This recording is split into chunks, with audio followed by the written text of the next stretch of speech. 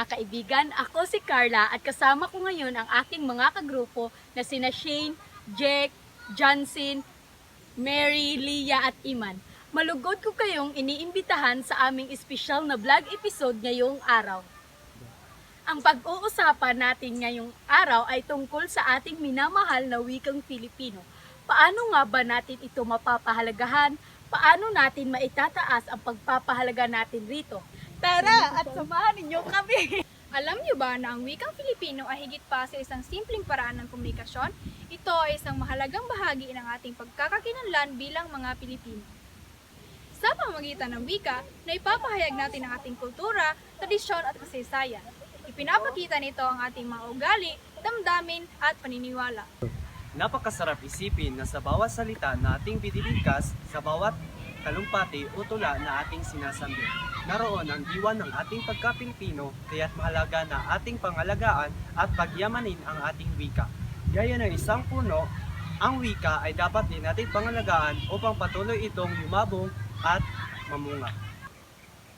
Ngayon, pag-usapan naman natin ang ilang simpleng paraan upang mapangalagaan at mapahalagahan ang ating wikang Filipino. Una, pagbabasa ng mga aklat at literatura sa Pilipino.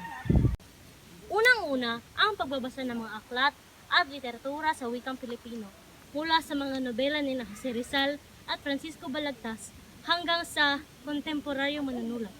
Ang pagbabasa ng mga aklat sa ating sariling wika ay makakatulong upang higit nating maunawaan ang ating kultura at kasaysayan. Pangalawa, ang paggamit ng wika sa Pilipino sa pang-araw-araw na usapan. Gamitin natin ang wikang Pilipino sa pang-araw-araw na usapan. Sa bahay, sa eskwelahan o kaya sa trabaho.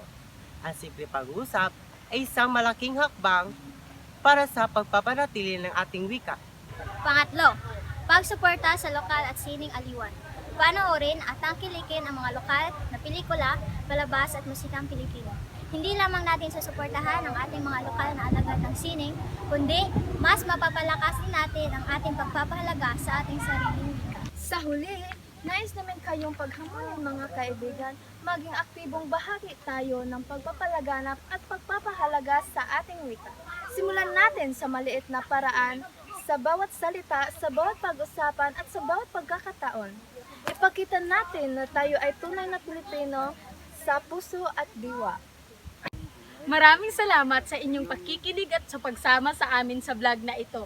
Hanggang sa muli, kami ang pangkatatlo na nagpapaalala mahalin natin ang ating wika sapagkat ito ang ating pagkakakilanlan. Iba yung nakabling nagsisiwok sa bulsa ko libo-libo. Kung piring mo ako di mo pa rin ako mabibilog. Sa pamamagitan ng wika, naipapahayag natin ang ating kultura,